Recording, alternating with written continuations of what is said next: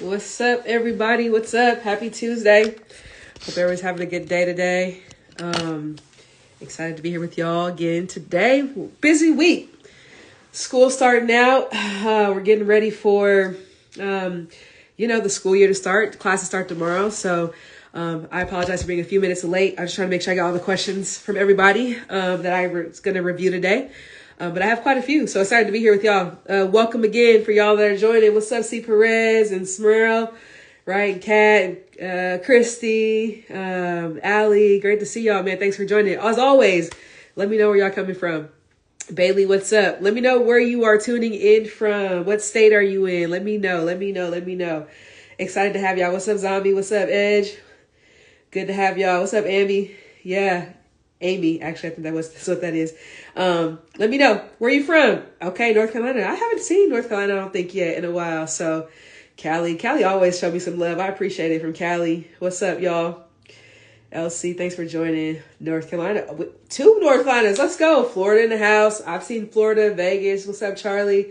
Sophie, what's up, SoCal? All right.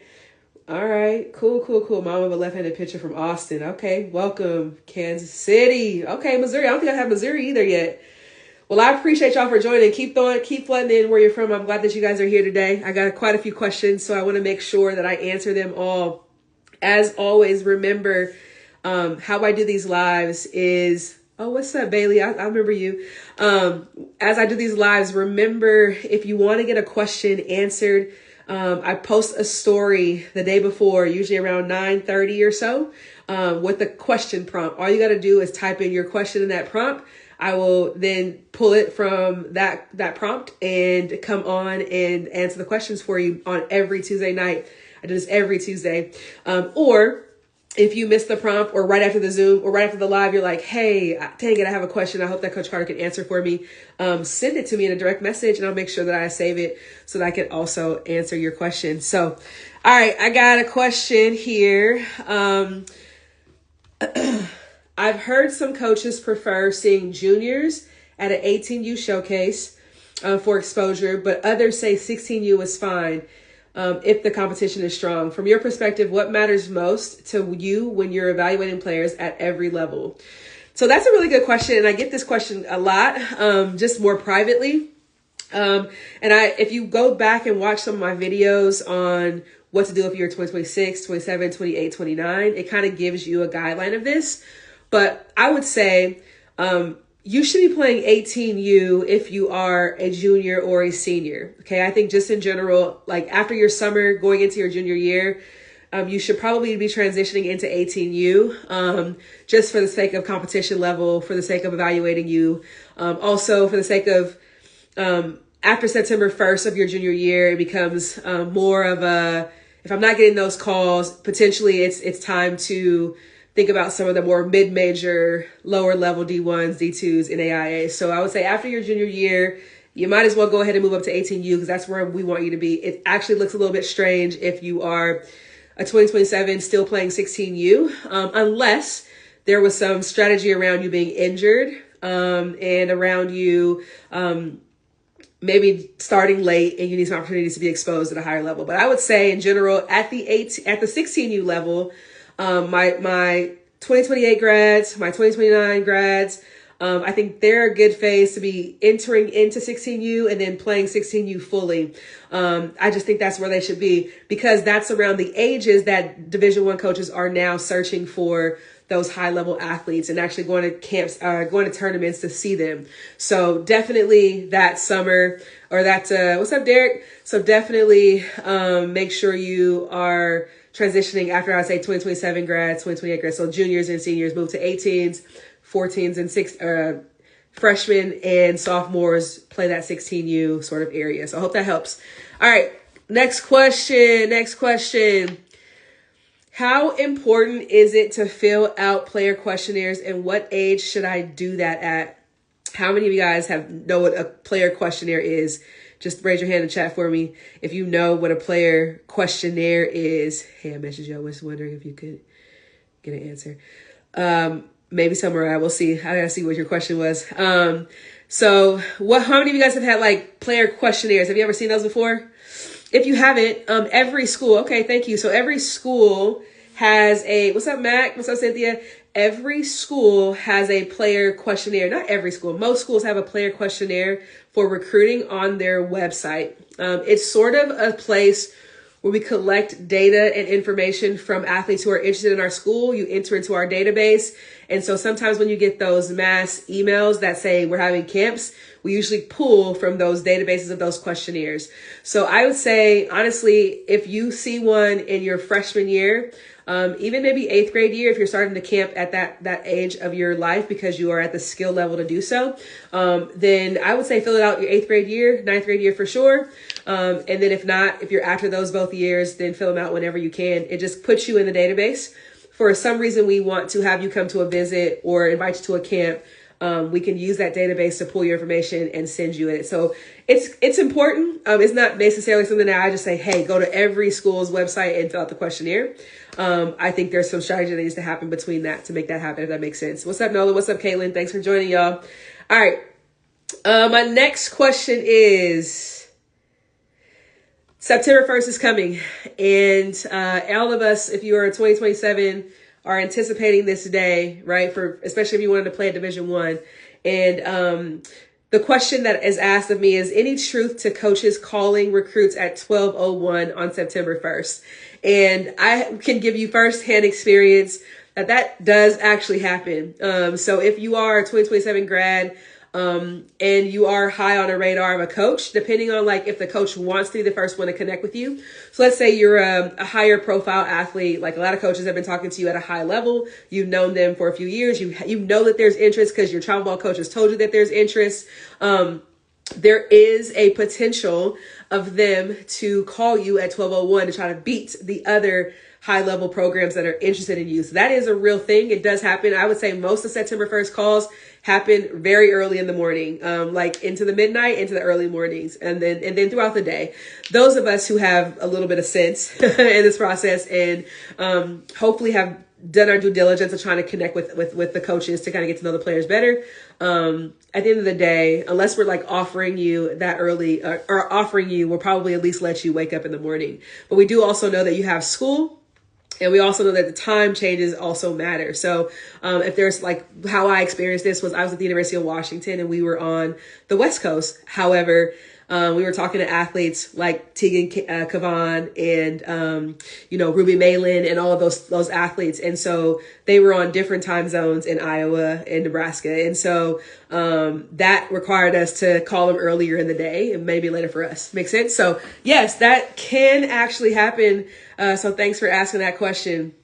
For athletes who get free tuition due to parent university benefits, is that a factor to coaches? That's a really good question. And so athletes who have, we call it tuition remission. So what this means for those of you who don't know is some families, because their parents are teachers or admins at a school or work at a school, they get to get part of the tuition of their athlete or full tuition of the athlete covered at that same school. So that's a thing.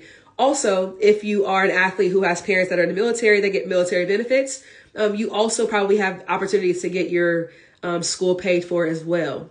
So does that play a factor into coaches? I would say yes and no. Remember, we're going to first recruit you off your skill. We're going to first recruit you off of our needs in that skill, in that position, right? We're going to recruit you off of how we think you fit into our culture.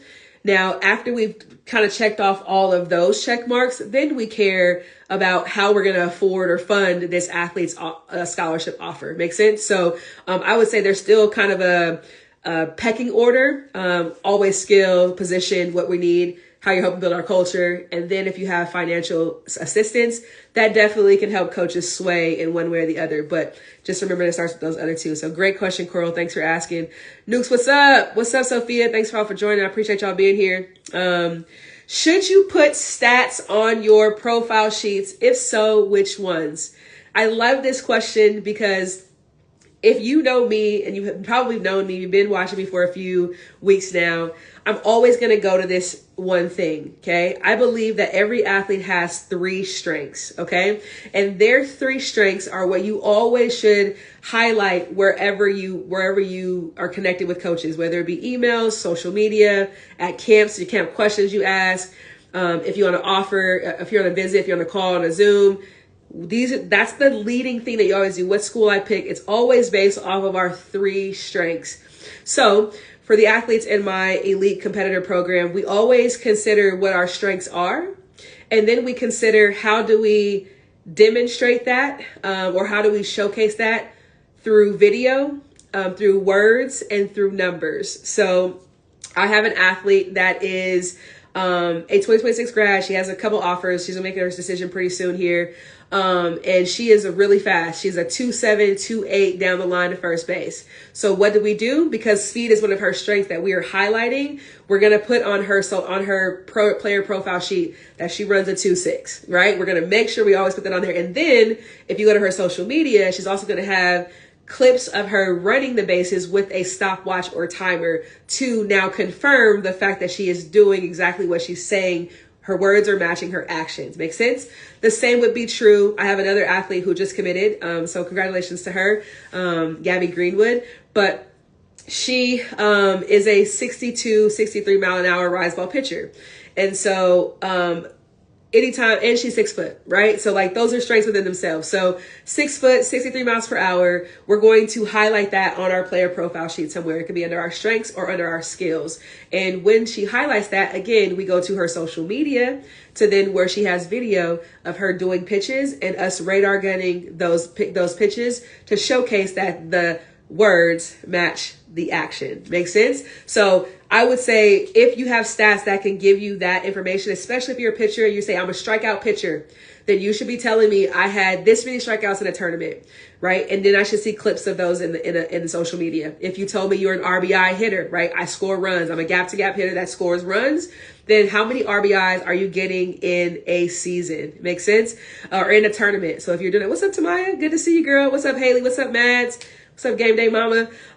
So remember, like those are things you want to show. So if you have stats that match the skill and the words, then showcase that. Okay. So very good question, Karen. That was from Karen.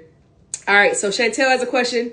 Is it true that college coaches can only invite and pay for potential athletes only one time? That's a good question.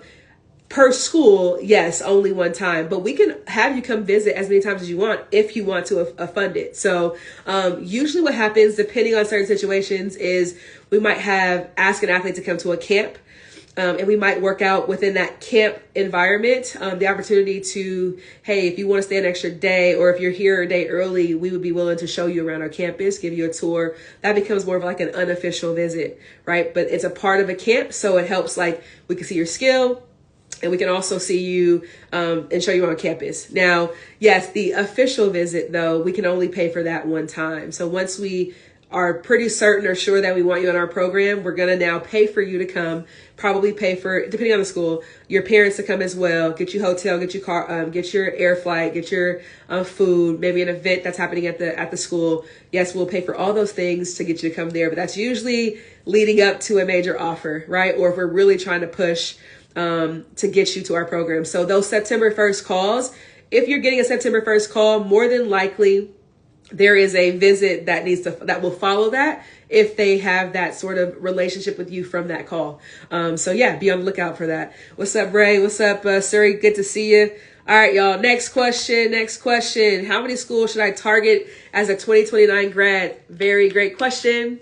So all of my athletes do a top 50 school list. So when you start into my program, whether you're a senior, whether you're an 8th grader, you always start with a top 50 list. Now we have a way that we break down the top 50 lists to kind of give you more of a guidance for how you get those things done. So I would say as a freshman, you are already in the stages of coaches trying to identify you and evaluate you. So therefore you should have sort of a broad cast net, still with some parameters, okay? Location, potential major interest, right? Competitive level, GPA. You still want to have those things in place, but you need to have a top 50. So I would say as a 2028 is really where you should start your top 50 list. As a 8th grader, you should really start the top 50 list, but for sure, as a freshman, you need to, okay, because you're now really in the recruiting process, I would say, or the windows of being evaluated and found. So good question. I can't say who that name is from. Ablamonte. I think that's what it is. Ablamonte. Thanks for asking the question. Is it possible to be an elite softball player and multi-sport athlete as a rising freshman? 100%. You should be. As a matter of fact, you really should be playing multiple positions, multiple sports in high school, especially as a freshman. I think that's a really good time to kind of get your opportunity to rest different body parts and move different parts of your body in an environment. And what happens with that process is, yes, you can definitely be, sorry, I lost track of thought because somebody asked me a question, but what I would say is, if you want to be elite, though, there is a requirement of you to be elite. And I think a lot of athletes and a lot of coaches use the word elite, but aren't really sure what it actually means, or aren't really sure what commitment about being elite means. And so elite encompasses like the 360 athlete, the human, the student, and the competitor. What we're doing is working on the mental side of the game. What we're doing is creating an understanding of our body and body awareness, right? How we do things, while we do things. How do we strengthen those things? Okay. How do we, what skills are our best skills to showcase, and how do we maximize those opportunities to showcase that? I might have had school all day, soccer practice after that, volleyball practice after that, right? One of the two after school. And then now, because I want to play softball, that's my main sport. What am I doing after all of that, even if I'm tired? And for most of you, it might not be the ability to do it after. You might got to get up earlier in the morning to make sure you get all the things in that you need to. So I remember from Hollister, California, I have a girl that a couple of athletes that I recruited, that I worked with from there. One's at Cal Poly, one's at Boise. This is their first years at Boise. Cal Poly is their second year. But I used to remember them getting up at 4 or 5 o'clock in the morning and working out with their travel team. Like, they would get up that early and go just grind it out. They would go to school, they would play their other sports, and then they would get back in the cages at night. Like, that's what it means to be an elite. Now, I want to be clear about this.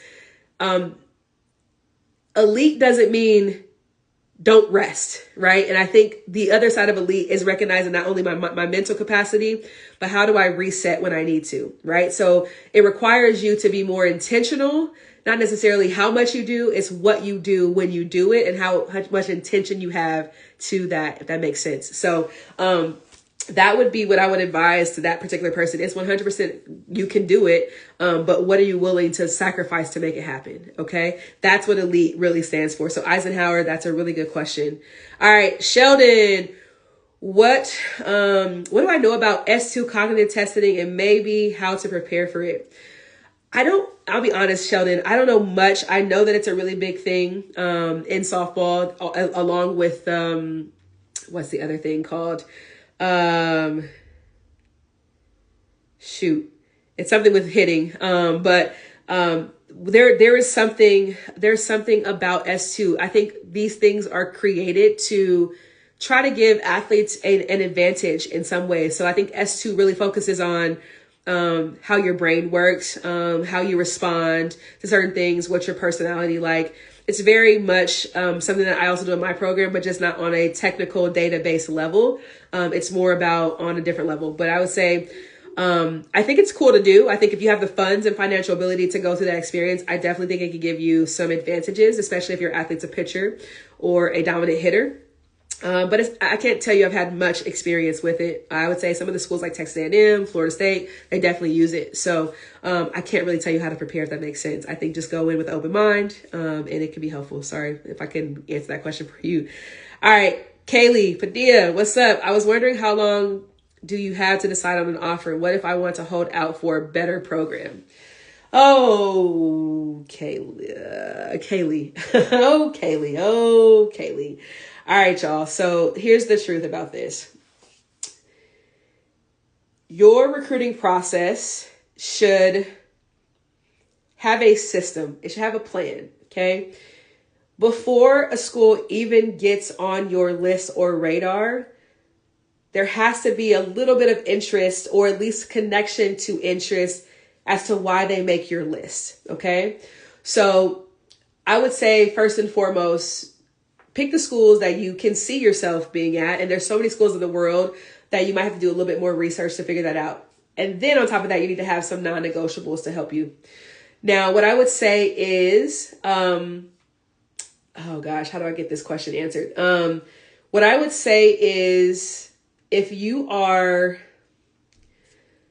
older, 2026, I would say if you're a senior and you have an offer on the table, it checks all of your boxes. So it covers your major, it covers your location, it covers tuition. Like I have an athlete that has all these three things. It covers the part of the country you want to be in. It covers the community you want to be a part of. It gives you the college experience. If it's checking off all the boxes, take the name away and judge your decision based off of that, right? So I would say, number one, if that school is going after you, but you haven't had any conversations with bigger schools, more than likely, unfortunately, those conversations are probably not going to come. But if this fits all of your boxes, you got to be willing to take the one that's fitting all those boxes. Okay. I think that's really important. Now, if you're younger and you're getting offers, you have more time to try to figure it out. You shouldn't really be deciding on a school until your junior year or senior year. So if you're in those phases, though, you probably need to be making a decision, because right now, if you are a senior, it's getting late. And I would say offers are unofficial offers. They're like handshakes until they become written. So just as much as you are holding off on accepting the offer, the coach is still looking for other people. And so if you take too long of a time, right, that's one way that you can get that offer revoked. So I would not want you to put yourself in a situation by hoping and searching for something bigger. If this school checks all the boxes, you 100% need to take the offer. If it doesn't check all the boxes, then that's a good reason to give them some information to say, hey, coach, I'm not necessarily 100% where I need to be with this offer. I'm going to keep looking. Then you need to be honest about that so that they know. Make sense? But if they do check all the boxes and you're just waiting for a bigger offer, I think you're going to screw yourself in the end, if I'm going to be honest. The last thing I would say about that is injuries are a real thing, and knock on wood, I never want anyone to get hurt or injured. But some schools, if we have a verbal commitment to you and you get injured, that offer could be revoked. Okay. If the coach leaves that school before you sign a verbal commit or a signed commitment your senior year, that offer could be revoked. So there are a lot of things that happen even after someone verbally gives you an offer that you want to be aware of. That makes sense. So, thanks for joining, Morgan. Thanks for joining, Carly. Y'all. So real quick, every Tuesday night I do this. I ask on a story. I put a prompt up there for you to ask questions. So that's the only way I answer questions, the live, because I want to make sure I have questions and I go over them and how to give you good advice. So if you ever have questions and you miss the live or the opportunity to do the prompt, send me the questions in a DM or do the prompt on Monday nights through Tuesday all day, and I will get your answer. All right. Pam Curtis Bryant, is Sports Recruits worth having? Sports Recruits is a database. And I would say you could easily use a YouTube channel and have the same significance of this same process. Thanks for asking, Weg. Yes, you can actually rewatch the live. I also post them on I leave them here for a week, and then they go to my YouTube channel. So if you follow 360_athlete on YouTube, you'll be able to watch any of my previous lives, if that makes sense. But all right, so back to this question: Sports Recruits worth having? It's a database, a profile per se that coaches can go to check your videos. I don't know anything much about Sports Recruits, so I can't tell you if they charge you for that or anything. They might have different layers and different levels.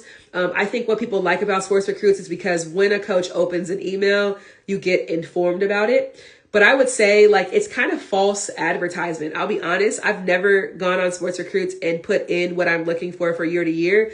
They're using probably AI and they're using deductive reasoning to say, oh, well, they're graduating this athlete. They're graduating this athlete. They played these positions. Let's put in here that they're going to be looking for these positions. And then what we're going to do is we're going to target all of you on Sports Recruits and tell you that this school is looking for these positions.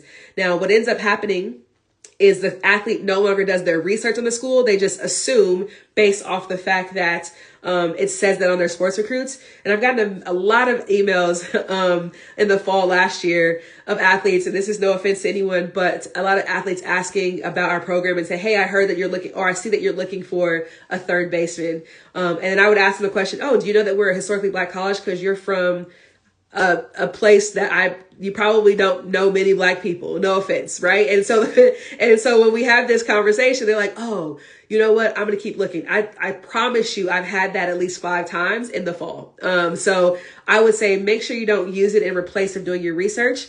I also think sending emails from your personal email is always better, because a lot of us avoid opening emails because we don't necessarily want to trigger Sports Recruits to let them know that we opened your email. Like, we just don't. So a lot of us, especially at the higher level, I would say, I think Sports Recruits works really well. The field level works really well for those schools who don't have higher recruiting budgets, and they need to reach a lot of athletes in a short amount of time.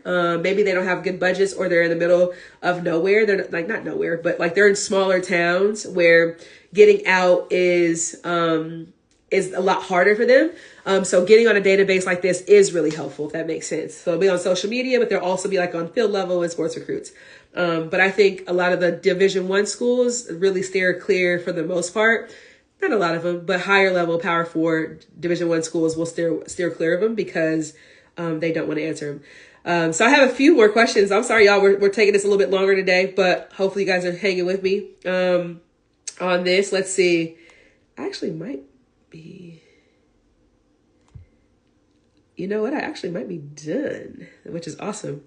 I try to be on here 20 minutes, but every time it goes a little bit over. I also have long-winded answers. All right, I'm going to answer the one question somebody asked on here. I'm just going to answer it. What kind of questions should you be prepared for September 1st?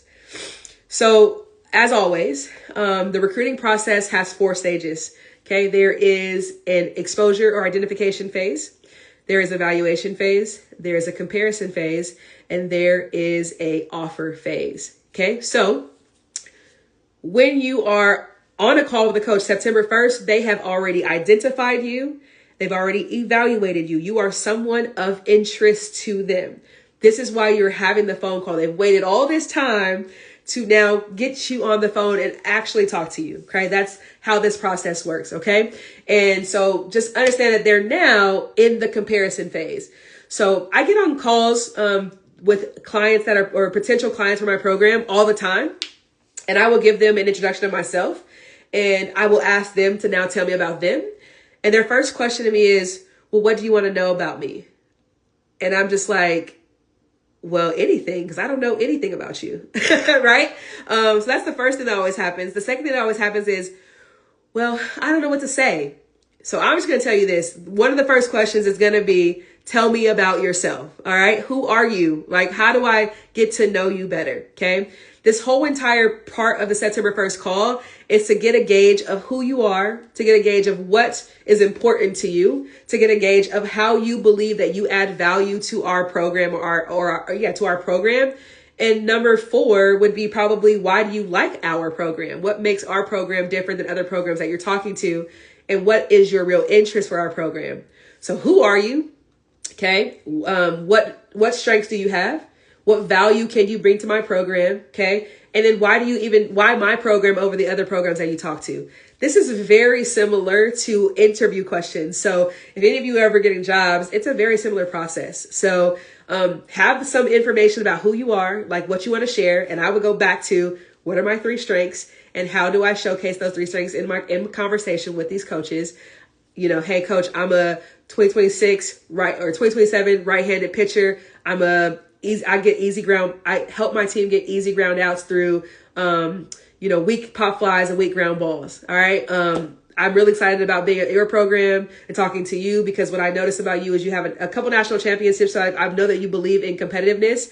You also have athletes that play at the next level in the pro league, which means that you are developing people to be high competitors at an earlier age, or at a longer period of time. But I really like your school because of the academics. Not only do you have athletes who go pro, but you have athletes who go pro in life, which is really cool. So you can steal that if you want.